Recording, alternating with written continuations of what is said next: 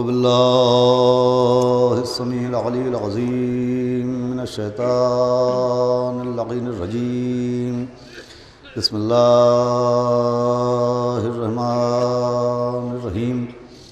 الحمد لله رب العالمين، والصلاة والسلام على سيدنا ونبينا وشفيعنا وطبيب قلوبنا ومولانا ومقتدانا بالقاسم محمد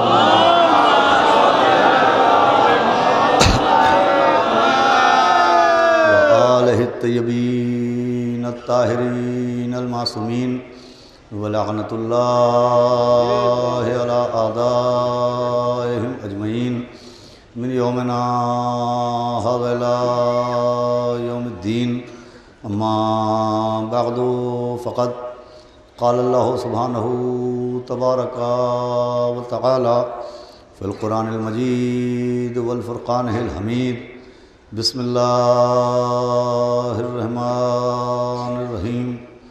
وعلم آدم الأسماء كلها ثم عرضهم على الملائكة. صلوات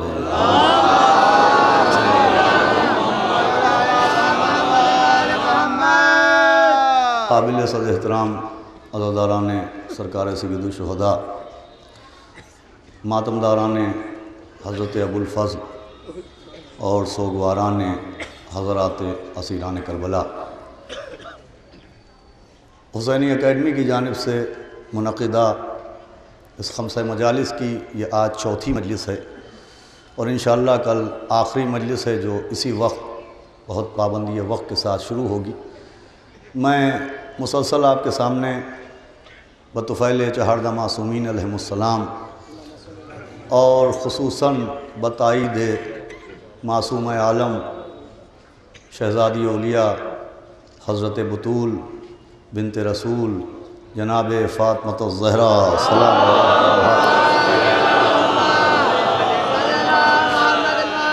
مقصد علم کے عنوان سے کچھ عرض کرنے کی سعادت حاصل کر رہا ہوں.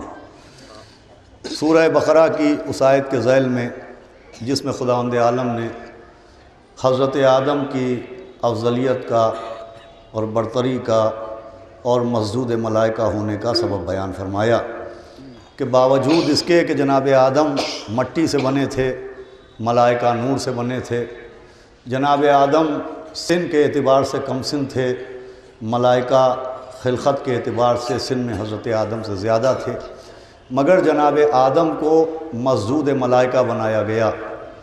خاک ہونے کے باوجود فرشتوں کی جبینوں کو ان کے سامنے خم کروایا گیا. اللہ نے جس سبب سے حضرت آدم کو مسجود ملائکہ بنایا، جس وجہ سے فرشتوں پر برتری عطا فرمائی، وہ نہ دولت ہے، نہ جائیداد، نہ زمین ہے، نہ جاگیر. وہ سبب جس سبب سے آدم مسجود ملائکہ بنے، وہ سبب ہے نعمت علم، دولت علم. اور اللہ نے علم کے ساتھ ساتھ یہ بھی اعلان کیا کہ کون سا علم حضرت آدم کو عطا کیا گیا تھا. تو وہ علم جو حضرت آدم کو عطا کیا گیا وہ اہل بیت علیہم السلام کے ناموں کا علم تھا.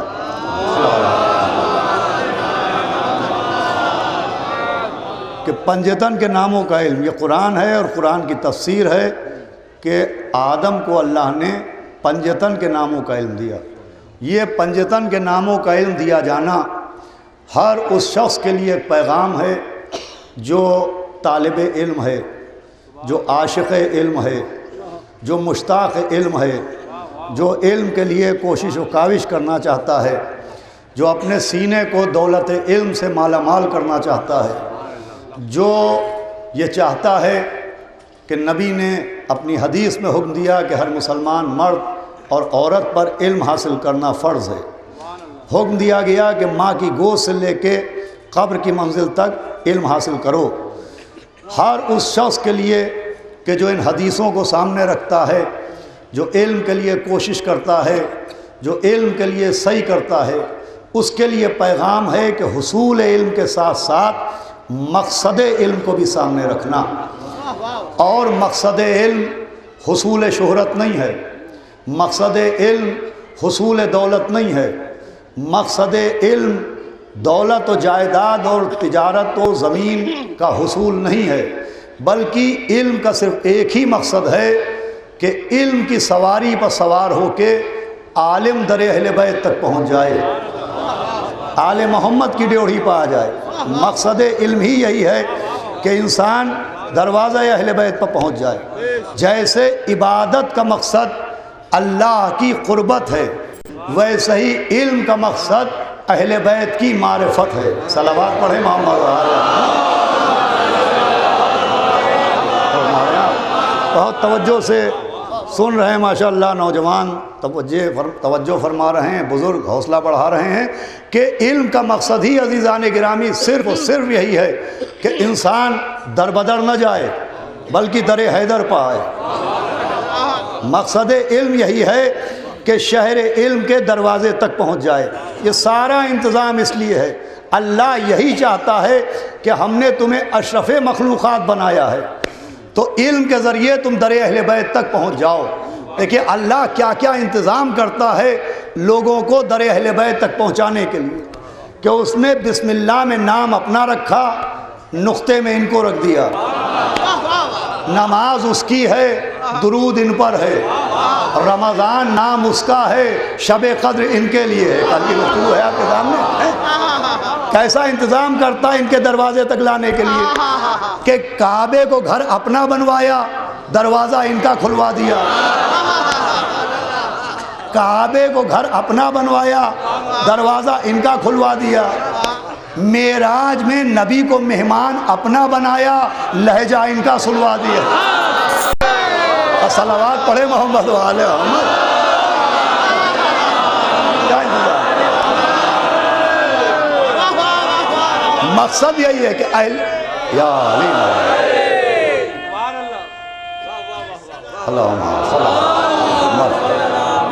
اور ہمارے یہاں اللہ کا اس علم کے پیچھے بھی یہی مقصد ہے۔ اللہ چاہتا یہی ہے کہ کسی طرح سے بھی آؤ در اہل بیت پر پہنچ جاؤ۔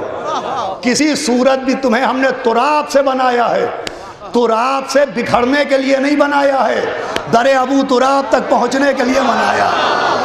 توجہ فرما رہے ہیں آپ، مقصد علم آل محمد علیہ السلام کے دروازے تک لانا ہے، اور اسی مقصد کے تحت اللہ نے قرآن میں بہت سے احکام دیے، جس میں اسی سورہ بقرہ میں جس میں اہمیت علم بیان کی، اہل بیت کے ناموں کا ذکر فرمایا، اسی میں ایک حکم اور ہے سورہ بقرہ کی آیت میں کہ بسم اللہ الرحمن الرحیم وَإِذْ أَخَذْنَا مِيثَاقَ بَنِي اسرائیل۔ ذکر ہو رہا ہے کہ ہم نے اولاد اسرائیل سے، ہم نے بنی اسرائیل سے، جناب یعقوب کی اولاد سے ایک وعدہ لیا تھا۔ قرآن ایک وعدہ کر رہا ہے جو نزول قرآن سے ہزاروں برس پہلے بنی اسرائیل سے لیا گیا، اولاد یعقوب سے لیا گیا، اور وہ وعدہ یہ تھا کہ ہرگز ہرگز اللہ کے علاوہ کسی کی عبادت نہ کرنا۔ متوجہ رہیے گا۔ اور پھر دوسرا وعدہ یہ تھا کہ عبادت اللہ کے لیے ہے اور خدمت والدین کے لیے ہے۔ اب دیکھیں متوجہ ہے، پہلے ہی دن سے میں کوشش کر رہا ہوں کہ ذرا کچھ علمی گفتگو آپ کے سامنے ہو۔ الحمدللہ آپ آمادہ بھی اسی کے لیے ہو گئے ہیں، ذہن ہموار بھی اسی کے لیے ہو گئے ہیں کہ ذکر ہو رہا ہے بنی اسرائیل کا، کہ ہم نے بنی اسرائیل سے وعدہ لیا۔ کیا وعدہ لیا؟ اپنی عبادت کا وعدہ لیا۔ دوسرا وعدہ ماں باپ کی اطاعت کا وعدہ لیا، والدین کی اطاعت کا وعدہ لیا۔ لفظ آیا بنی اسرائیل، مگر قرآن کا قانون یہ ہے کہ اللہ نے نام بنی اسرائیل کا لیا ہے، پیغام امت محمد کو دیا ہے۔ ذرا میرے ساتھ رہیے گا، آیت میں نام آیا بنی اسرائیل کا، لیکن بنی اسرائیل سے مراد صرف بنی اسرائیل نہیں ہے۔ یہ قرآن کا قانون ہے کہ مخاطب کسی کو کیا جاتا ہے، پیغام کسی کو دیا جاتا ہے، کہا جاتا ہے نبی سے کہ اگر یہ نہ کیا تو کچھ نہ کیا۔ صلوات کا سہارا دے محمد وعلیہ۔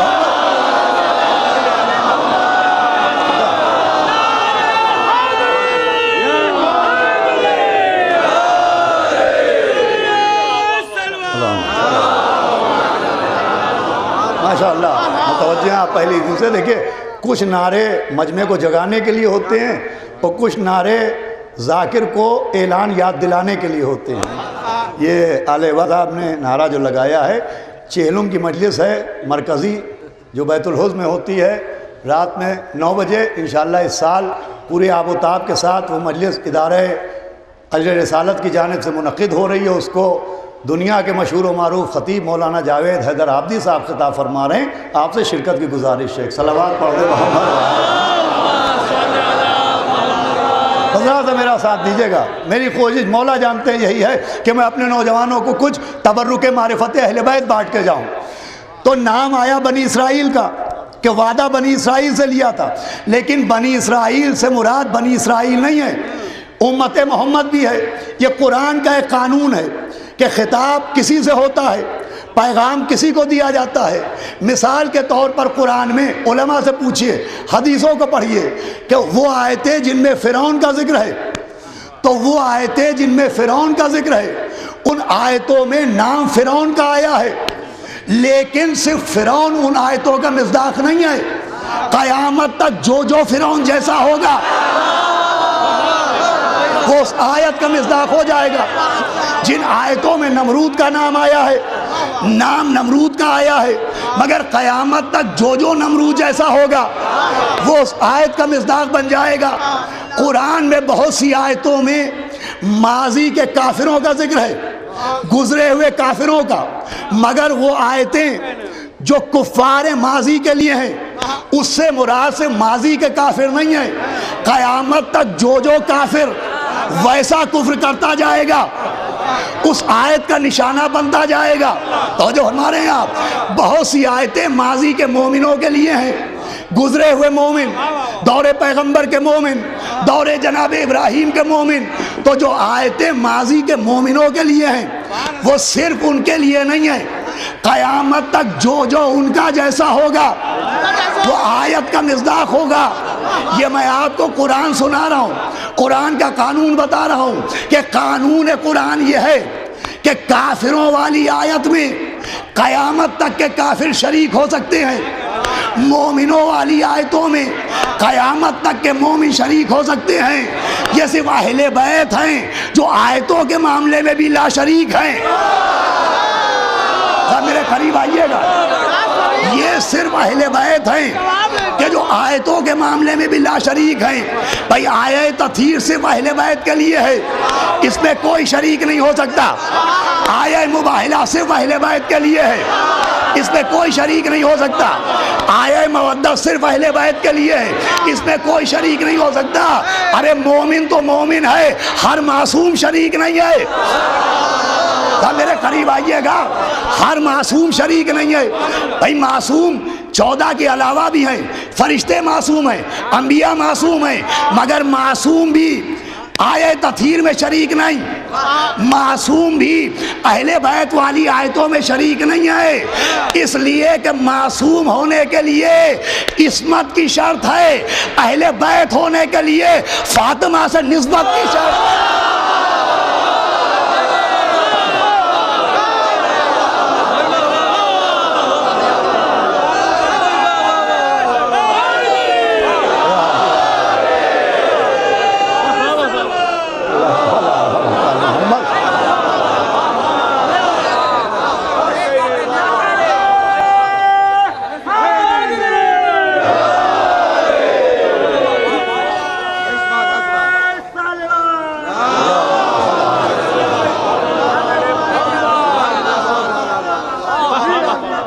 آئیے بھیا، جگہ نہیں ہے تو ادھر آ جائیے، ادھر نکل آئیے، تھوڑی جگہ. آؤ بیٹا ادھر آ جاؤ، اگر جگہ نہیں ادھر آ جاؤ. ایک صلوات پڑھ دیں محمد والے محمد.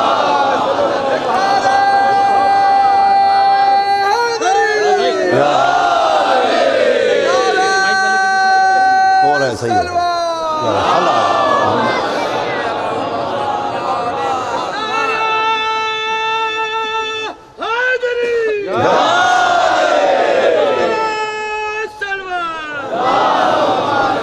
بس آپ دیکھیے میری طرف متوجہ ہو جائیں.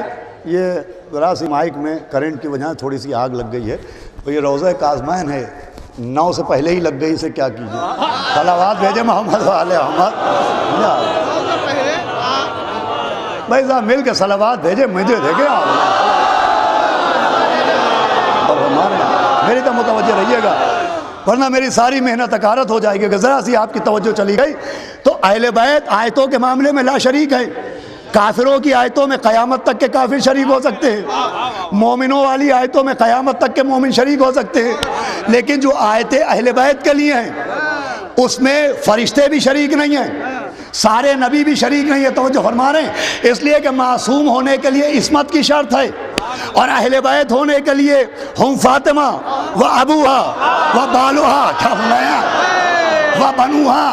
اچھا، آیت تو آیت ہے، آیت تو ایک ہوتی ہے، آیت کا دامن تنگ ہوتا ہے، آیت کی چادر چھوٹی ہوتی ہے، آیت کا گھر مختصر ہوتا ہے، ایک پورا سورہ موجود ہے، سورہ دہر، کیا سنایا؟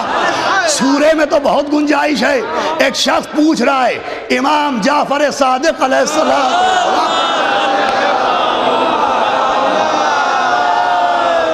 نے پوچھا کہ حضرت یہ بتائیں کہ سورہ دہر میں جنت کی کوئی ایسی نعمت نہیں ہے جس کا ذکر سورہ دہر میں ہوا نہ ہو۔ جنت کے کھانوں کا ذکر ہے، جنت کے درختوں کا ذکر ہے، جنت کے مشروب کا ذکر ہے، جنت کے کنگنوں کا ذکر ہے، جنت کے زیوروں کا ذکر ہے۔ کہ سورہ دہر میں جنت کی ساری نعمتیں ہیں، مگر آقا یہ کیا بات ہے کہ سورہ دہر میں جنت کی حوروں کا ذکر نہیں ہے؟ صاحبان ولا بیٹھے کہ آخر یہ کیا بات ہے کہ سورہ دہر میں جنت کے کنگن، جنت کے بندے، جنت کے کھانے، جنت کے کپڑے، جنت کا پینا، جنت کا سونا، جنت کی ہر نعمت کا ذکر سورہ دہر میں ہے۔ پوچھنے والا پوچھنا مگر حوروں کا ذکر کیوں نہیں ہے؟ کہ اس لیے نہیں ہے کہ سورہ دہر سیدہ کے سر کا تاج ہے۔ کیا سن رہے ہیں؟ فرمایا یہ سورہ دہر چونکہ سیدہ کے لیے آیا ہے، احترام سیدہ کا تقاضا ہے کہ جس میں سیدہ ہو اس میں حوریں نہ رہیں۔ ارے تو بھیا جس سورے میں سیدہ ہے جب حوریں نہیں گزر سکتی تو جو سیدہ کی چادر ہے گناہگار کہاں سے آئے؟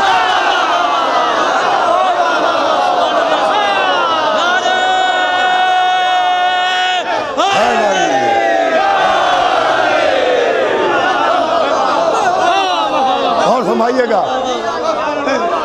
تو عزیزان گرامی، میں آپ کو قرآن کا ایک طریقہ کار سنا رہا ہوں۔ قرآن کا طریقہ، اچھا اس کو کہتے ہیں ظاہر اور اس کو کہتے ہیں باطن۔ قرآن میں ایک ہے ظاہر، قرآن میں ایک چیز ہوتی ہے باطن۔ یہ ظاہر و باطن یہی ہے۔ بڑی مشکل گفتگو ہے، لیکن مشکل کشا کے صدقے میں آج سے اس سے گزر جانا ہے مجھے، اس لیے کہ کل آخری مجلس ہے، پوری توجہ آخری آدمی تک۔ یہ کہلاتا ہے ظاہر و باطن، کہ نام کسی کا، پیغام کسی کو، یہ ظاہر و باطن۔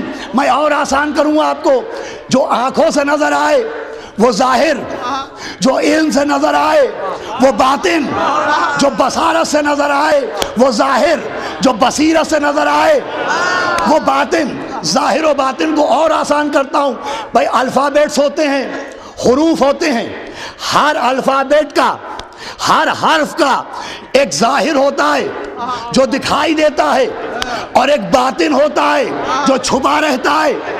ظاہر کہتے ہیں جو نظر آئے، باطن کہتے ہیں جو چھپا ہو۔ آپ الف کو لیجئے، الف، تو جب آپ الف کا حرف لکھیے گا تو دیکھیے گا تو ایک حرف ہے، لیکن جب بولیے گا تو الف کے اندر لام بھی ہے۔ دیکھیں کتنی مشکل چیز ہے، الف کے اندر فے بھی ہے۔ بھائی آپ میم لکھیے تو جب آپ میم لکھیے گا تو دیکھنے میں ایک حرف بنا میم، مگر جب بولا تو اندر یہ بھی ہے، ایک اور میم بھی ہے۔ آپ نے سین لکھا تو ایک حرف بنا سین، مگر اس کے اندر دو اور چھپے بیٹھے ہیں، ایک یہ ہے ایک نون ہے۔ کیا بنایا؟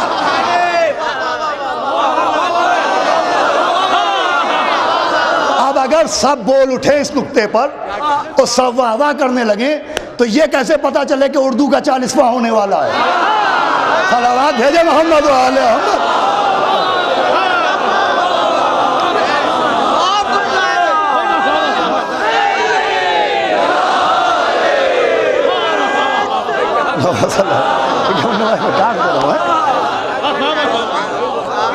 اب دیکھیے وہ بچے بھی جو اردو نہیں جانتے مسکرانے لگے۔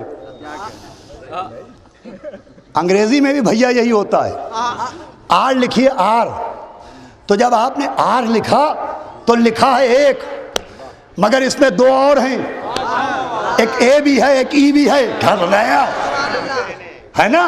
آپ ایل لکھیے تو لکھا گیا ایک حرف، لیکن اس میں ای بھی چھپا ہوا ہے، تو جیسے حروف میں ظاہر بھی ہے، بڑا مشکل موضوع میں نے نکالا ہے، باطن بھی ہے، اسے بھی جانے دیجئے۔ جن اہل بیت پر جان چھڑکتے ہیں ان کا بھی ظاہر ان کا بھی باطن، زیارت میں پڑھتے ہیں نا السلام علیکم علی ظاہرکم وعلی باطنکم، کیا سنایا؟ ان کا بھی ایک ظاہر ہے ان کا بھی ایک باطن ہے۔ بات کو آسان کروں، جب وہ گھٹنے سے جو کی روٹی توڑیں تو یہ ظاہر، جب در خیبر انگلیوں کو اٹھائیں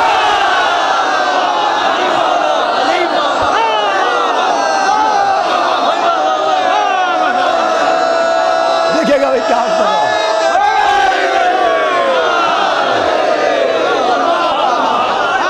مولا سلامت رکھے۔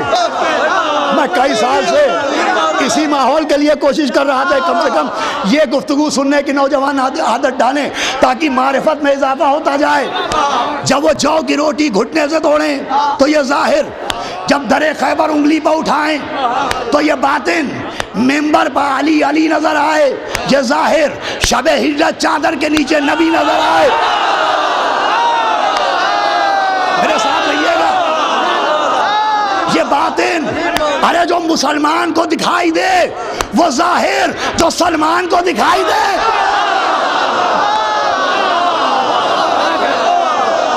ارے جملہ لیتے جائیے، جب علی منبر پر بولے تو یہ ظاہر ہے، جب معراج میں بولے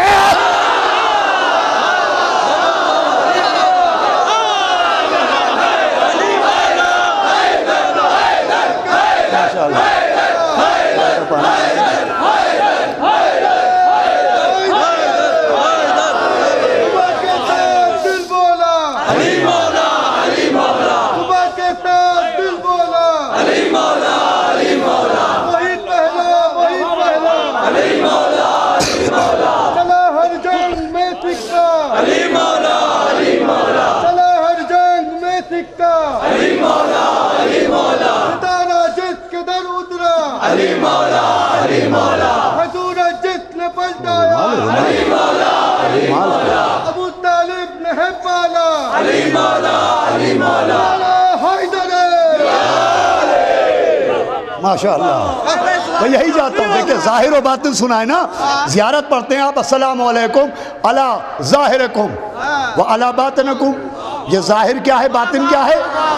تو وہ پیکر انسان میں آئے ہیں یہ ظاہر، وہ صفت رحمان رکھتے ہیں یہ باطن، وہ ابو طالب کے بیٹے ہیں یہ ظاہر ہے، وہ خدا کی صفتوں کا آئینہ ہے یہ باطن ہے۔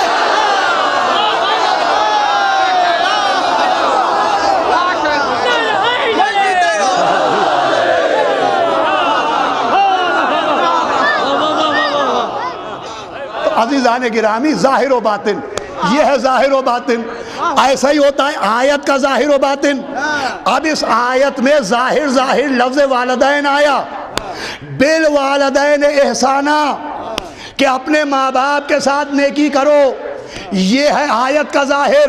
میرے مولا میری مدد کریں گے، لفظ والدین ہے ظاہر، اب والدین کا باطن کیا ہے؟ تو امام نے فرمایا یہ لفظ والدین سے ظاہری مراد ہے تمہیں پیدا کرنے والے، اور باطنی مراد ہے کائنات کے خلق کرنے والے۔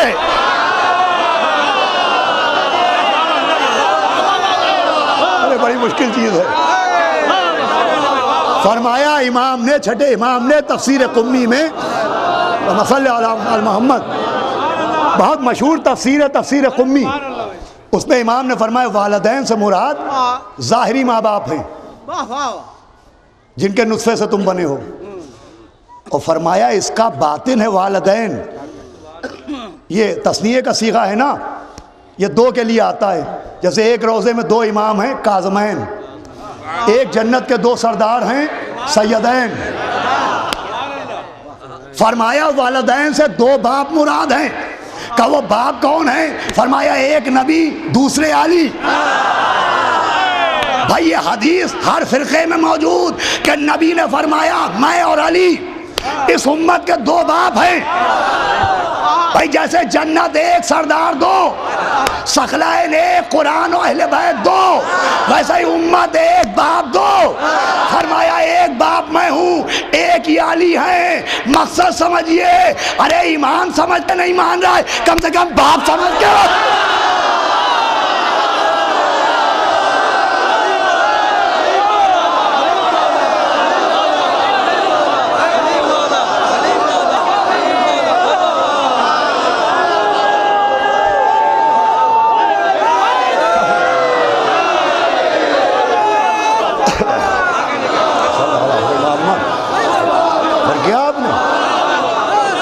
مقصد ان تک پہنچانا ہے نا.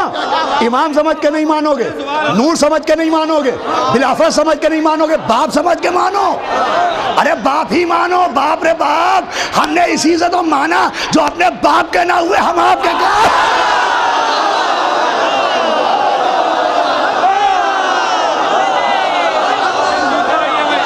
ایک میں، ایک یہ علی.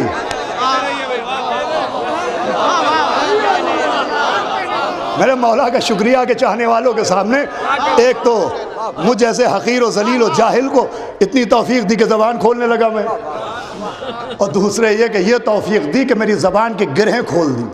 صلوات بھیجے محمد کہ میں اپنا پیغام پہنچا سکوں. یہ بڑی مشکل چیز تھی.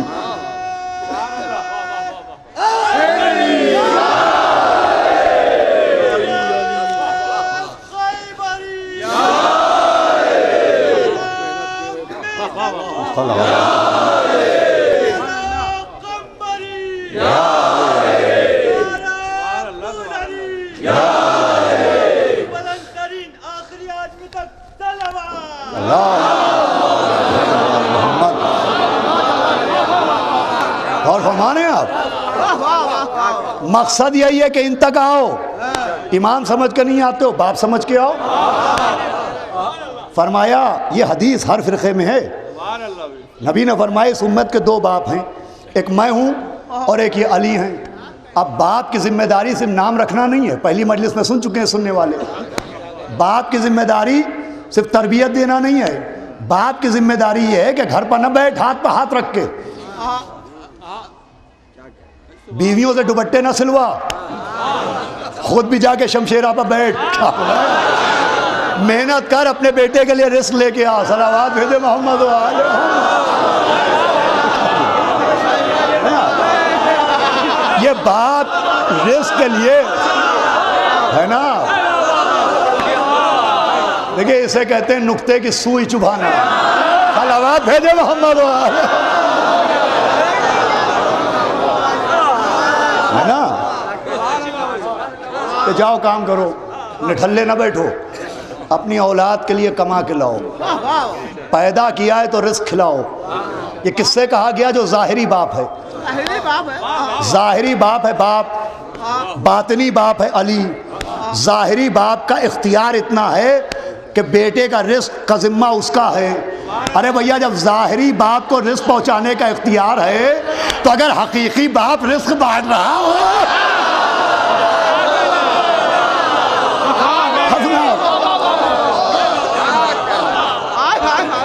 اگر ہم کہیں مولا علی رزق بانٹتے ہیں، مولا علی ہمیں روٹی دیتے ہیں، مولا علی ہمیں صحت دیتے ہیں، مولا علی ہمیں رزق دیتے ہیں، مولا علی ہمیں غذا دیتے ہیں، مولا علی ہمیں کھانا دیتے ہیں، مولا علی ہماری مدد کرتے ہیں، کیوں کرتے ہیں؟ ارے بھیا باپ ہے اس لیے کرتے ہیں.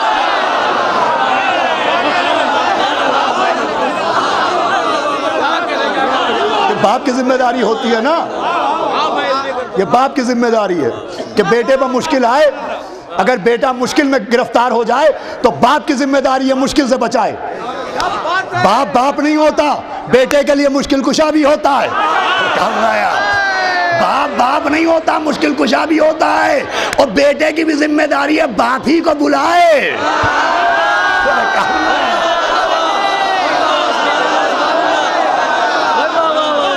بیٹے کی ذمہ داری ہے مشکل میں باپ ہی کو بلائے, دائیں بائیں کو نہ بلائے ورنہ شجرہ مشکوک ہو جائے گا.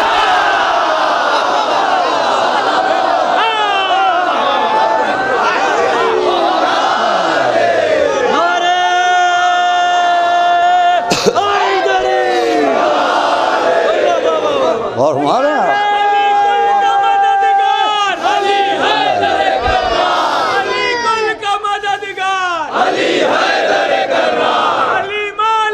صلی اللہ علیہ علی سید و سردار, علی حیدر کرار, علی دین کا جرار, علی حیدر کرار, علی ولیوں کا سردار, علی حیدر کرار, علی سب کا مددگار, علی حیدر کرار, علی دشمن کفار, علی حیدر کرار, علی ایسا ہے فنکار, علی حیدر کرار, علی صاحب تلوار, علی حیدر کرار, علی مونس و غمخوار, علی حیدر کرار, علی کی غم میں تلوار, علی حیدر کرار, کہے ان کے بزرگوار, علی حیدر کرار, نعرہ حیدری, نعرہ سلوار.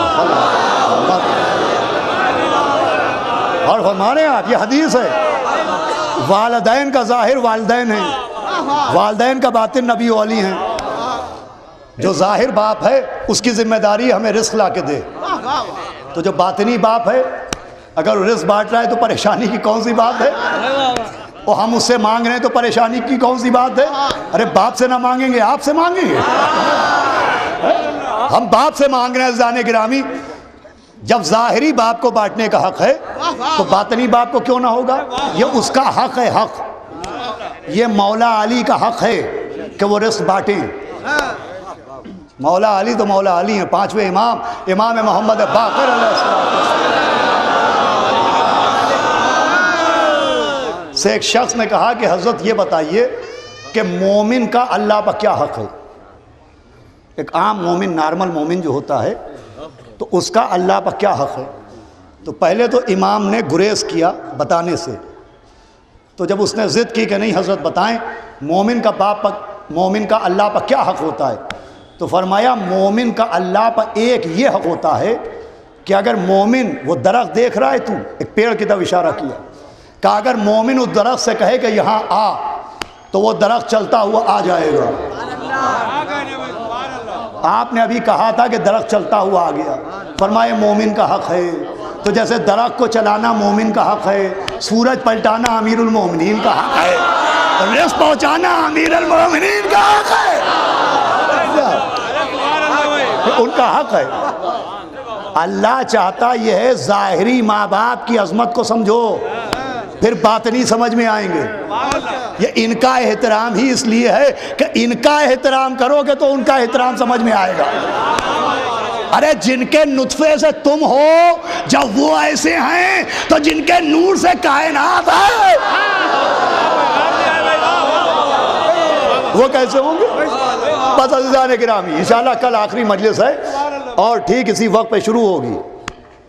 آخری کا مطلب یہ نہیں کہ آخر میں تاخیر کی جائے, نہیں, یہی وقت رہے گا تاکہ مومنین وقت سے اپنے اپنے گھروں تک پہنچ جائیں. باپ کا اختیار دیکھیں, جو ظاہری باپ ہے اس کو اللہ نے اختیارات دیے. باطنی باپ کا, مولا علی کا کیا اختیار ہوگا. باپ کے اختیار سمجھائے قرآن نے. جناب ابراہیم کا قصہ سنایا, آخری بات ہے, گفتگو تمام ہے. جناب ابراہیم کا قرآن نے قصہ سنایا. حضرت ابراہیم ہیں جناب اسماعیل کے باپ, باپ بھی نبی بیٹا بھی نبی. جناب اسماعیل رہتے ہیں مکے میں, حضرت ابراہیم دوسری زوجہ کے پاس رہتے ہیں فلسطین میں, شام میں. بیچ بیچ میں بیٹے سے ملنے آتے ہیں. جناب اسماعیل نے ایک شادی کر لی تھی ایک یوں ہی نامعروف گھرانے میں. اس عورت نے ابراہیم کو نہیں دیکھا, اور حضرت ابراہیم نے اس عورت کو نہیں دیکھا تھا۔ ایک دن بیٹے کی محبت جاگی، شام سے مکے میں آئے، دروازہ کھٹکھٹایا، اسماعیل کہیں گئے ہوئے تھے، اسماعیل کی بیوی نے دروازہ کھولا، انہوں نے پوچھا اسماعیل کہاں ہیں، تو نہ سلام کیا، نہ ٹھیک سے جواب کلام دیا، نہ بیٹھنے کو کہا، نہ رکنے کو کہا، وہ کہیں گئے ہیں، یہ کہہ کے دروازہ منہ پر بند کر لیا۔ جناب ابراہیم نے کھٹکھٹایا، وہ کہا جب تیرا شوہر آ جائے تو صرف اتنا کہہ دینا کہ آنے والے نے ایک پیغام دیا ہے کہ گھر کا دروازہ بدل دو۔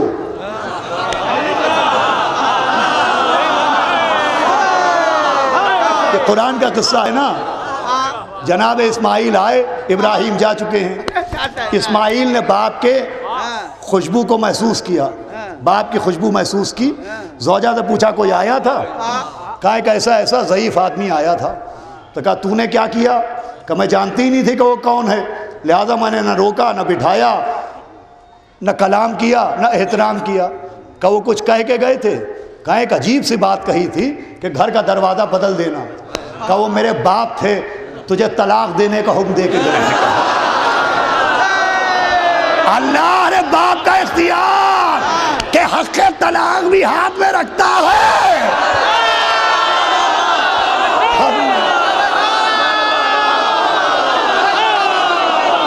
کیا جناب نے؟ حق طلاق بھی باپ کے ہاتھ میں ہوتا ہے۔ ابراہیم نے اسماعیل کی زوجہ کو طلاق دلوا دی۔ کیوں دلوا دی؟ کہ گستاخی کی ابراہیم سے، اللہ کے خلیل سے، تو جانتی تھی نہیں، پہچانتی تھی نہیں، علم تھا نہیں، معرفت تھا نہیں، ناسمجھی میں کر گئی۔ کہ یہی تو سمجھانا ہے، جو ناسمجھی میں گستاخی کرے جب وہ نہیں رہ سکتی تو جو سمجھ بوجھ کے کرے۔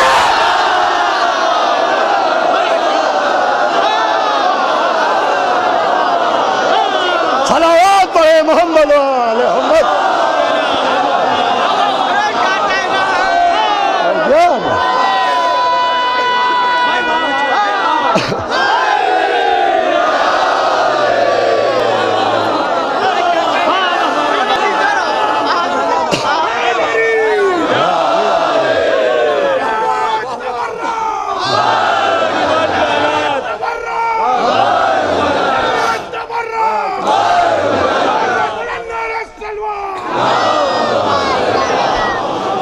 اور کیا آپ نے اذان کرام کہ ظاہر اور باطن، جب ظاہری باپ کا یہ اختیار ہے تو باطنی باپ کا کیا اختیار ہوگا؟ جس کے نطفے سے ہم ہیں، جب اس کا یہ اختیار ہے تو جس کے نور سے سب ہیں، جس کے نور سے اللہ نے کائنات خلق کی ہو، اس کا کیا اختیار ہوگا؟ یہ طریقہ ہے در اہل بیت تک پہنچانے کا، عظمت آل محمد سمجھانے کا۔ اللہ چاہتا ہے امام سمجھ کے نہیں آتے ہو، باپ سمجھ کے آ جاؤ۔ یہی عزیزان گرامی مقصد علم، کہ سیدھے سیدھے نہیں آتے ہو، یوں آ جاؤ۔ یہ تو طریقہ ہے اللہ کا کہ یا علی نہیں کہتے ہو، بسم اللہ کہلوا لیں گے، حدیث قصہ نہیں پڑھتے ہو، آیہ تطہیر پڑھوا لیں گے، علی ولی اللہ نہیں کہتے ہو، آیہ ولایت پڑھوا لیں گے۔ صلوات بھیجے محمد و آل محمد۔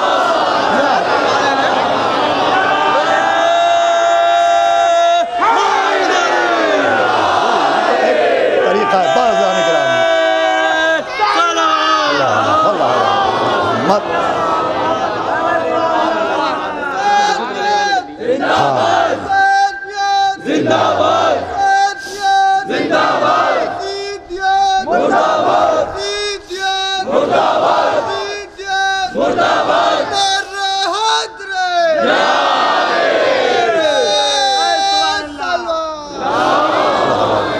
بس عزیزان گرامی، ماشاءاللہ کل اب آخری مجلس ہے، آج کا کوٹا مکمل ہو گیا، مجلسیں انشاءاللہ ہوتی رہیں گی۔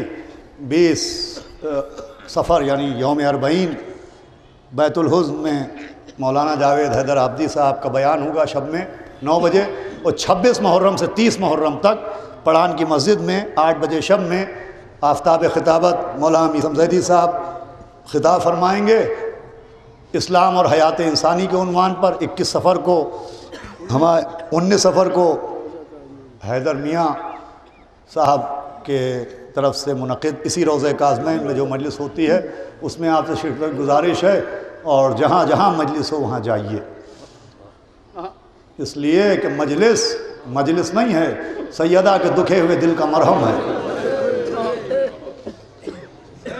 مجمع کم و زیادہ ہونے سے مجلس کی عظمت پر اثر نہیں پڑتا، مجلس چھوٹی نہیں ہوتی ہے، مجمع کم ہے تو مجلس چھوٹی نہیں ہوتی، مجلس کا معیار گریہ بر حسین ہے، دل کی زینت درد حسینی، سر کی زینت پائے حسین، آنکھ کی زینت خالص آنسو، لب کی زینت ہائے حسین۔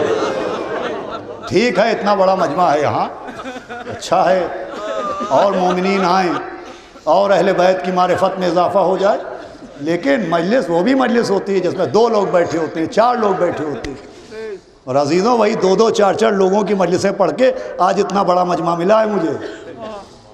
وہ اس گھر کی مجلس ہو، اس گھر کی مجلس ہو، خدا قسم مجلسیں پڑھنے کا تو لطف وہیں ہے جہاں ہر وقت ذہن میں ہو کہ یہاں مجمع ہو یا نہ ہو ایک دکھیا ماں ضرور موجود ہے۔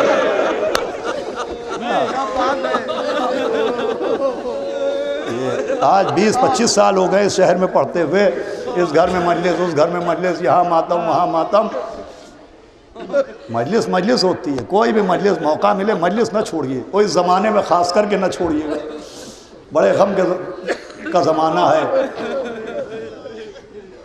مجلس کے لیے علامہ دربندی نے لکھا ہے کہ جب فرش عذاب بچھتا ہے تو کوئی آئے نہ آئے، یہ جو وقت سے یہاں مجلس شروع ہوتی ہے اس لیے بھی ہے کہ ایک دکھیا ماں کو زیادہ دیر انتظار نہ کرنا پڑے، پابندی وقت کا بھی خیال رکھنا چاہیے،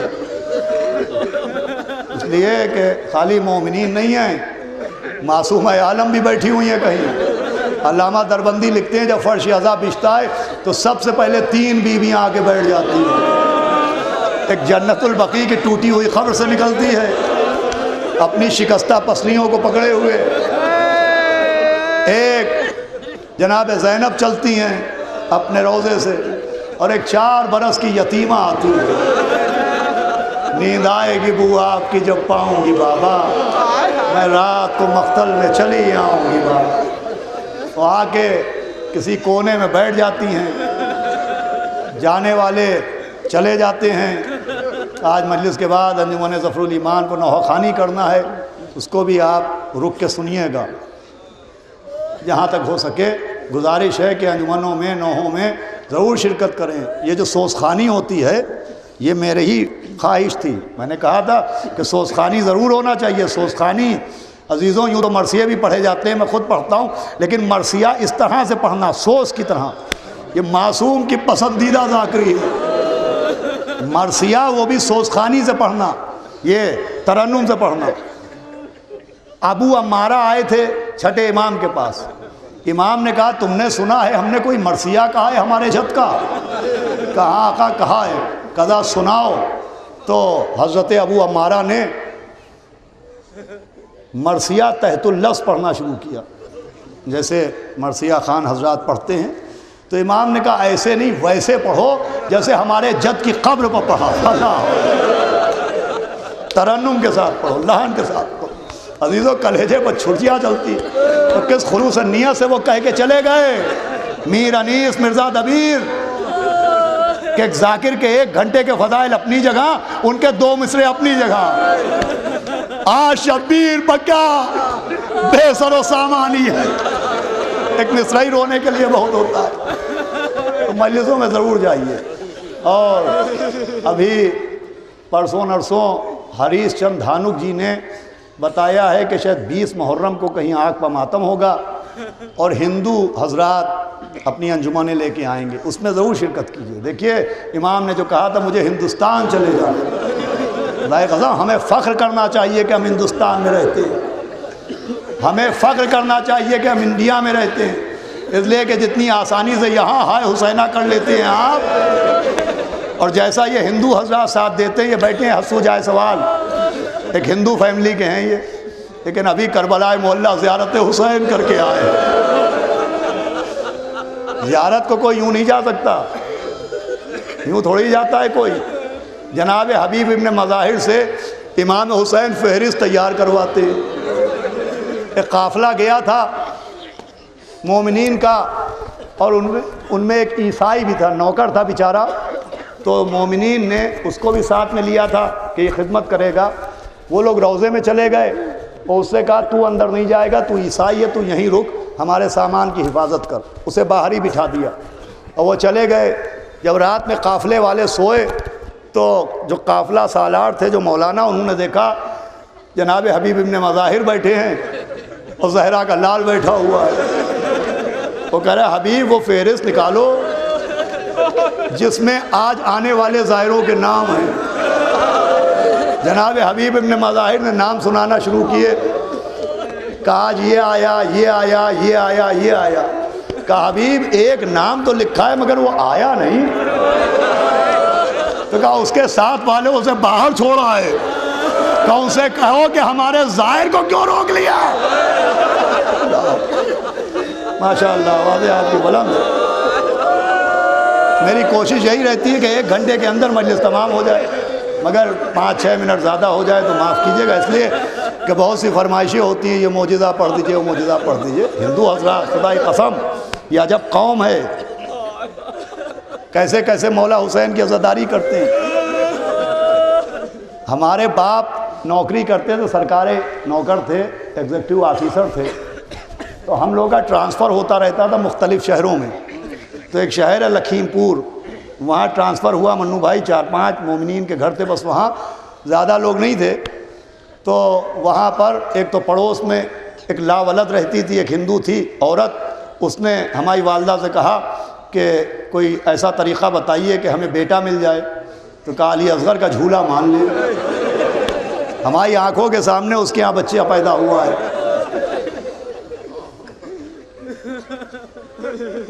ایک اور شخص تھا، اس کا نام سندر تھا، سندر نام تھا اس کا. اس کی بھی کوئی تمنا تھی. اس نے ہمارے باپ سے بات کی، انہوں نے کہا کہ تو منت مان لے کہ میں تعزیہ رکھوں گا.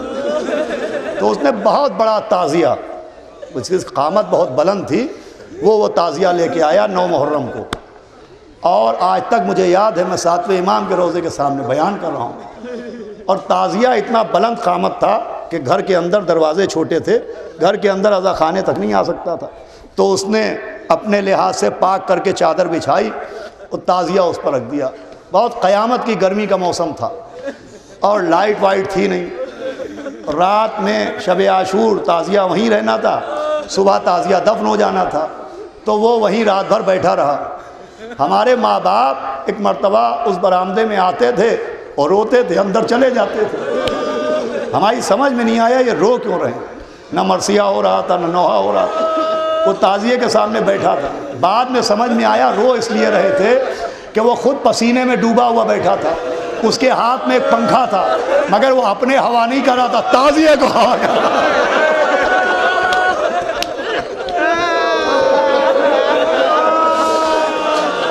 بس سنتے رہیں، بہت جلد اپنی منزل تک نہ پہنچاؤں. یہ ہمارے محمد بھائی بیٹھے ہیں بلاؤں کے. ابھی 25 محرم کو جا کے دیکھیے گا کتنی بڑی تعداد میں غیر مسلم ہائے حسینہ. حسین کے لیے کوئی مذہب تھوڑی ہے، وہاں پاک دل چاہیے. جہاں بھی دلوں میں طہارت ہوتی ہے وہاں مولا حسین کا تعزیہ ہوتا ہے. یہ راجو بھائی نے کہا ہے کہ کچھ لوگوں کی فرمائش ہے لہذا میں پڑھے دے رہا ہوں. دیکھیں مصائب خدا کی قسم مجھے تو اسی پر رونا آتا ہے. میں دن بھر 4-5 دن سے رحمت صاحب سے اپنے گھر والوں سے یہی بات کر رہا ہوں کہ نہ جانے کیوں میرا دل چاہ رہا ہے کہ اس بار خوب روؤں، وہ خوب رلاؤں. رونے سے دل ہی نہیں بھرتا ہے.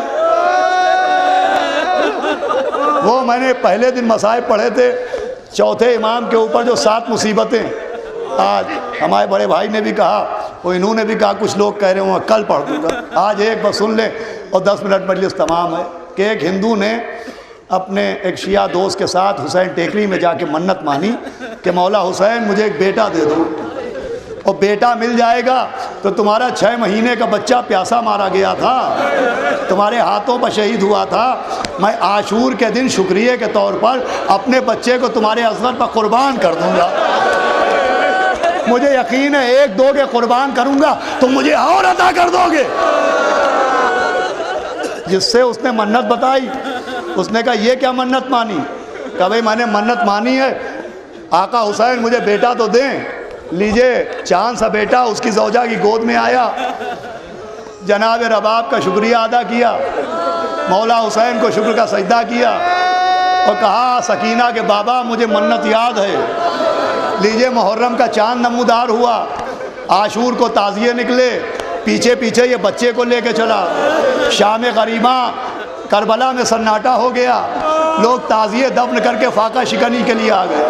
ہاں عزیزوں یہ بڑی خاص گزارش ہے, فاقہ شکنی یہ بڑا قیامت کا وقت ہوتا ہے کہ جو فاقہ شکنی کے لیے اللہ مولا حسین کے صدقے میں عزاداروں کی دولت میں اور اضافہ کرے کہ آج یہاں ان مومن نے فاقہ شکنی کا انتظام کیا, وہاں انہوں نے فاقہ شکنی کا انتظام کیا, وہاں انہوں نے فاقہ شکنی. دیکھیے امام کا حکم ہے, یقیناً کوئی غلط بات نہیں ہے کہ عصر کے وقت فاقے کو توڑ دو, اس لیے کہ روزہ رکھنا بنی امیہ کی سیرت ہے. عاشور کے دن چھٹے امام نے کہا ہے کہ روزہ نہ رکھنا, اس لیے کہ جسے قتل حسین سے خوشی ہوئی ہو وہ روزہ رکھ کے تم فاقہ کرو. وہ عصر کے وقت ذرا سا پانی پی کے فاقہ توڑ دینا. میرے گزارش ہے نوجوانوں سے کہ جب فاقہ شکنی کے دسترخوان پر بیٹھے تو ذرا احترام سے بیٹھیں. ہم انگلینڈ میں ہم نے دیکھا فاقہ شکنی کے وقت لوگ بیٹھتے ہیں. افریقہ کا ایک کیسٹ سنا تھا, جب لوگ بیٹھ جاتے ہیں تو ایک نوحہ خان کھڑا ہوتا ہے اور کہتا ہے کہ پانی پیو تو یاد کرو پیاس بہت کی. عزیزو احترام کو ضرور بات کریں, بڑا سخت وقت ہوتا ہے. وہ کڑوی روٹی کی طرح سے تو ایک انتظام ہوتا ہے, لیکن اسے آپ کھانا سمجھ کے باقاعدہ اس کے اوپر ایسی باتیں جو قابل بیان ہو نہیں کرنا چاہیے. بڑا مصیبت کا وقت ہوتا ہے. وہ وہی وقت تھا کہ سوکھی ہوئی رگیں خنجر سے کاٹ ڈالی.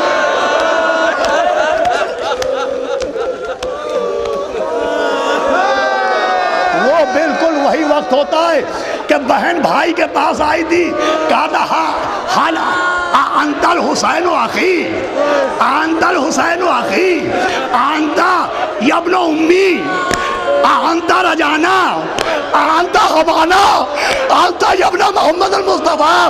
ارے کیا تو میرا بھائی ہے؟ کل پڑھنا ہے مجھے کہ یہ کیوں کہا تھا.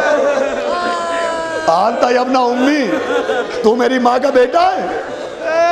انت حسین و اخی, تو میرا بھائی حسین ہے. انت ہمانا, انت رجانا, انت ابن محمد المصطفیٰ, انت ابن علی المرتضیٰ.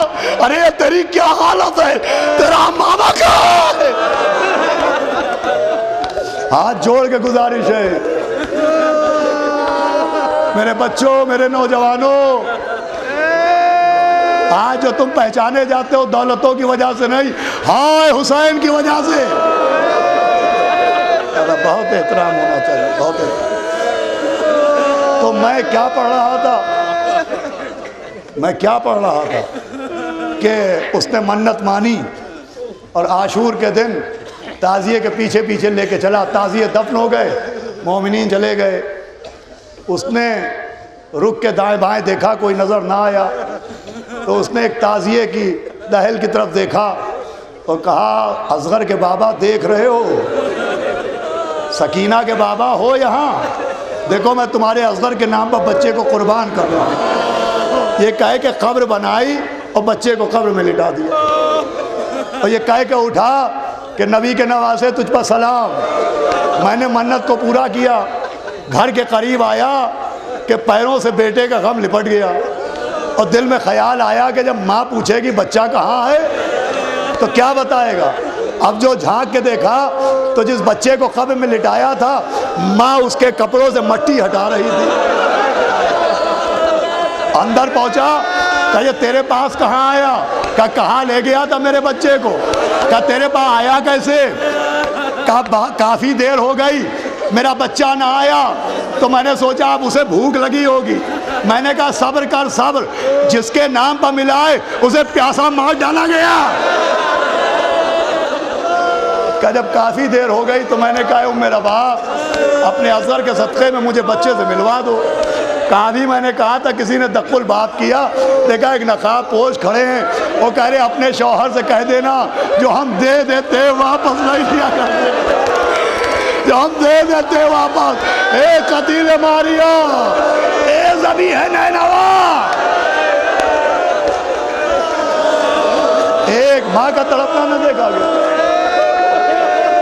مولا سلامت رکھیں آپ کے سروں پہ جناب عباس کے علم کا سایہ۔ ہاں، علی اصغر کے نام پر ملا تھا، علی اصغر، علی اصغر، نہ لشکرے نہ سپاہے نہ کثرت الناس، نہ قاسم نہ علی اکبر نہ عباس۔ حسین مقتل میں آواز استغاثہ کو آئے، بانوں کے شیر خار کو ہفتم سے پیاس ہے۔ 7 محرم سے علی اصغر پیاسا ہے، بانوں کے شیر خار کو ہفتم سے پیاس ہے، بچے کی نبض دیکھ کے ماں بے حواس ہے۔ اللہ اکبر۔ یہ اہل بیت کے شاعر ایک ایک مصرے میں پورا مرثیہ ہے۔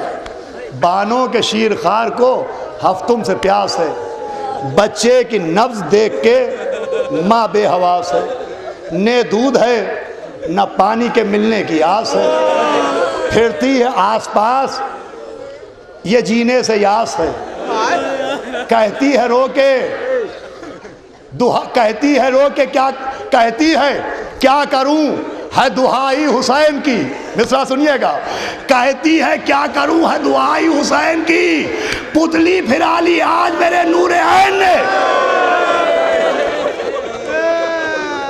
پتلی پھری آج میرے نور عین کی، کہتی ہے کیا کروں ہے دعائی حسین کی، پتلی پھری ہے آج میرے نور عین کی، فریاد یا علی میں کدھر جاؤں یا علی، فریاد یا علی میں کدھر جاؤں یا علی، پانی کا قحط ہے میں کہاں پاؤں یا علی، پانی کا قحط ہے، خدا کی قسم عجب بیت کہی ہے میر صاحب نے، سنانا مقصود ہے، پانی کا قحط ہے میں کہاں پاؤں یا علی۔ عجب دو مصرے کہے کہ پچھلے کو آنکھ کھولی تھی، بیت سن لیں آپ، پچھلے کو آنکھ کھولی تھی اب کھولتے نہیں، پچھلے کو آنکھ کھولی تھی اب کھولتے نہیں، روتے نہیں، ہمکتے نہیں، بولتے نہیں۔ علی اصغر، علی اصغر، آواز دے حل من ناصر ینصرنا، ہے کوئی جو میری نصرت کو آئے؟ 2 یا 4 منٹ آوازیں آپ کی بلند ہیں، اور اس امید کے ساتھ پڑھتا ہوں کہ بڑی دیر سے مومنین بیٹھے ہیں، لیکن ماشاءاللہ اہل محلہ نے، مومنین نے بے پناہ سبیلوں کا انتظام کیا ہے، رونے والوں کو رونے کے بعد پانی مل جائے گا۔ ہائے 4 برس کی سکینہ جدھر رونے کے بعد پانی نہیں ملا، کوئی تماچے مار رہا ہے، کوئی کانوں سے گوشوارے چھین رہا ہے۔ حل من ناصر ینصرنا، ہے کوئی جو میری مدد کو آئے؟ خیمے سے رونے کی آوازیں بلند ہوئی، آقا حسین در خیمہ پائے، ابھی ہم زندہ ہے رونے کا سبب، علی اصغر کو مولا حسین کی گود میں دیا گیا، لے کے چلے بنا کے شکل مجاہد کی، لے چلے شبیر، الٹ دیا علی اصغر کی آستینوں کو۔ یہ جو روز عاشورہ آپ آستینے الٹے رہتے ہیں، پائچے چڑھائے رہتے ہیں، سر کھولے رہتے ہیں، اور 7 مرتبہ آگے پیچھے بڑھتے ہیں، یہ علی اصغر کی یادگار ہے۔ بنا کے شکل مجاہد کی لے چلے شبیر، الٹ دیا علی اصغر کی آستینوں کو، بلندی پہ لے کے آئے فوج بے وفا۔ ارے اگر معاذ اللہ میں نے کوئی خطا کی تو علی اصغر کا تو کوئی گناہ نہیں ہے، ناس ایسے پانی پلا دو، کوئی جواب نہ آیا۔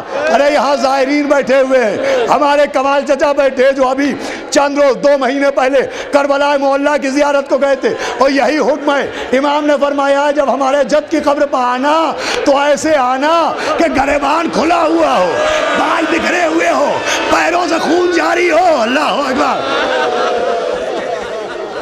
کربلا جانے والے گئے ہیں، انشاءاللہ روتے ہوئے اٹھیں گے آپ، بہت سے لوگ۔ کتنی گرمی ہوتی ہے کربلا میں، کتنی گرمی ہوتی ہے کہ ننگے پیر چلنا مشکل ہو جاتا ہے۔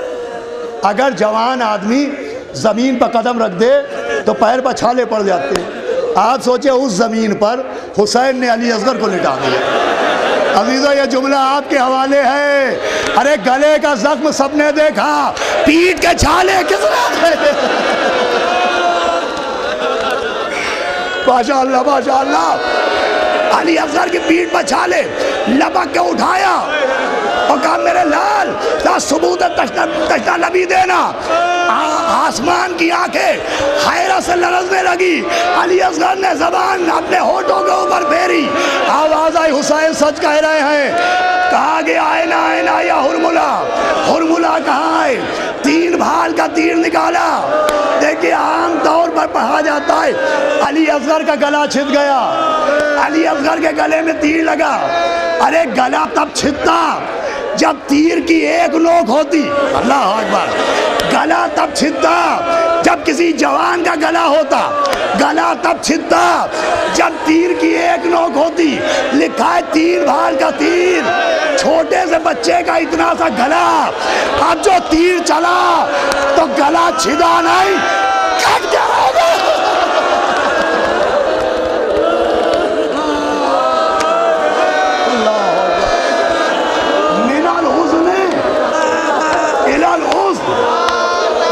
یہ روایت کا جملہ ہے کہ اب جو تین بھال کا تیر لگا، من الاذن الی الاذن، علی اصغر ذبح ہو گئے، علی اصغر ذبح ہو گئے۔ من الاذن یہ روایت کا جملہ ہے، الی الاذن، اس کان سے لے کے اس کان تک۔ اللہ اکبر، اے فاتح کربلا، ارے جوان بیٹے کے سینے سے نیزہ نکالنا آسان ہے، 6 مہینے کا بچہ۔ اللہ اکبر، وہ بھی بڑا سخت کام تھا کہ انگلیاں ڈال کے اکبر کے سینے سے نیزے کی آنی نکالی، بہت سخت کام تھا۔ ہمارا تو سن کے کلیجہ پھٹ جاتا ہے، لیکن امام نے سب سے زیادہ مشکل اس میں محسوس کی، اس لیے کہ وہاں نیزے کی آنی نکالی، کچھ کہا نہیں تھا، مگر جب گلے سے تیر نکالا ایک جملہ اللہ سے کہا، یا غیاث المستغیثین لا معبود سواک۔ دوسرا جملہ آپ سے کہا، ارے تم ہوتے دیکھتے ہمیں اللہ اکبر اللہ اکبر اللہ اکبر۔ ماشاءاللہ آوازیں بلند ہیں آپ کی، رونے میں کوئی شرم نہیں، آوازیں بلند ہونے میں کوئی شرم نہیں۔ سیدہ کے دل کو تسلی مل رہی ہے، سکینہ دامن اٹھا کے دعا دے رہی ہوں گی۔ بس 2 یا 3 منٹ، بڑا سخت کام تھا۔ یہ ذہن میں ہے آپ کے؟ دیکھیں میں چاہ رہا ہوں مسائب آپ سنیں نہیں، محسوس کر لیں، تو ہو سکتا ہے جن کو یہاں رونا نہ آئے آدھی رات کو بستر پر رونے لگیں۔ یہ ذہن میں رکھیے گا، بڑا سخت کام تھا۔ من الاذن الی الاذن، بچہ باپ کے ہاتھوں پر شہید ہوا، اتنا سخت تھا، صاحب اولاد بیٹھے ہیں کہ امام نے آپ کو یاد کیا، ارے میرے شیعوں کاش تم ہوتے، دیکھتے مجھے رلا رلا کے مارا گیا۔ ایک تو یہ موقع مولا حسین پر، اب دوسرا جو سب سے سخت موقع تھا وہ یہ تھا کہ ماں کو اصغر کا دیدار کرایا، پشت خیمہ پر پہنچے، علی اصغر کے لیے قبر کھودی، علی اصغر کو قبر میں لٹایا۔ قبر میں مٹی پیروں کی طرف سے دی جاتی ہے، قبر میں مٹی پیروں کی طرف سے دی جاتی ہے۔ ایک وہ موقع تھا جو تیر نکالا، یہ موقع عزیزو اس سے سخت ہے کہ حسین چھوٹے سے بچے کی قبر پر بیٹھے، مٹی ڈالنا شروع کی، لیجے پیر چھپ گئے، رانے چھپ گئیں، پیٹ چھپ گیا، سینہ چھپ گیا، اب پھول سا چہرہ نظر آ رہا ہے۔ ارے تیر نکالنا آسان ہے، اصغر کے چہرے پر مٹی ڈال۔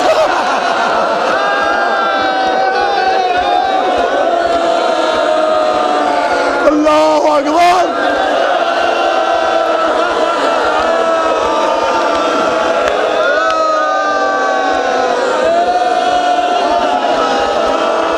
علی اصغر کے گلے پر سے تیر نکالنا بھی آسان، ایک پھول سا چہرہ ہے۔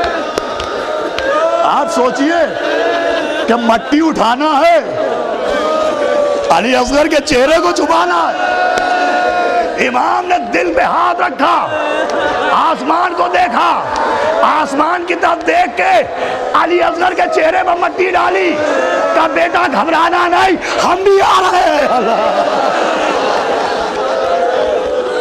اللہ اکبر، اللہ اکبر۔ اصغر میرے لال گھبرائیے گا نہیں، ابھی ہم آتے ہیں۔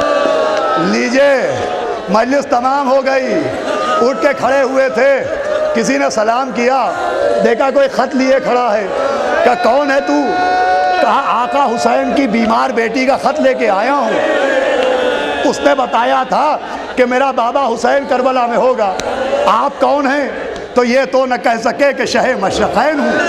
آقا نے سر جھکا کے کہا میں حسین ہوں۔ عزیزوں، مسائل تو کل انشاءاللہ سننا ہے آپ کو۔ مجلس تمام، تو کہا آپ حسین ہیں؟ معاف کیجئے گا، آپ حسین نہیں ہیں، میں نے آپ کو کبھی دیکھا تو نہیں، لیکن آپ حسین نہیں ہیں۔ کہا کیوں؟ کہا اس لیے کہ آپ کی بیٹی نے جب مجھے خط دیا تھا تو میں نے کہا تھا میں آپ کے بابا کو پہچانتا نہیں، میں نے کبھی زیارت کی نہیں ہے۔ کہا میں تجھے پہچان بتاتی ہوں، میرے بابا کی پہچان یہ ہوگی کہ میرے بابا کے دائیں طرف ایک 18 برس کا جوان کھڑا ہوگا، میرے بابا کے دائیں طرف ایک 18 برس کا جوان ہوگا، بائیں طرف ایک 13 برس کا یتیم ہوگا۔ کہ میرے بابا کی ایک پہچان یہ ہے کہ میرے بابا کے پیچھے سر جھکائے میرا چچا ابا۔ ارے کہاں ہے اکبر، کہاں ہے قاسم؟ نہ آپ کے پہلو میں اکبر، نہ قاسم، نہ پیچھے عباس۔ تو کہا کہ دائیں بائیں نہ دیکھ، یہ سینے کو دیکھ، یہ علی اکبر کا خون ہے، یہ ہمارے لباس کو دیکھ، یہ پامالی قاسم کا خون ہے، یہ ہمارے ہاتھوں کو دیکھ، یہ عباس دلاور کا خون ہے۔ قاسم نے خیمے کی طرف دیکھا، کہا ادھر کیا دیکھتا ہے؟ کہا بیٹی نے کہا تھا درے خیمہ پہ دیکھنا، ایک چھوٹا سا بچہ کھٹیوں کے بل چلا آئے گا۔ کہا خیمے کو نہ دیکھ، میرے چہرے کو دیکھ۔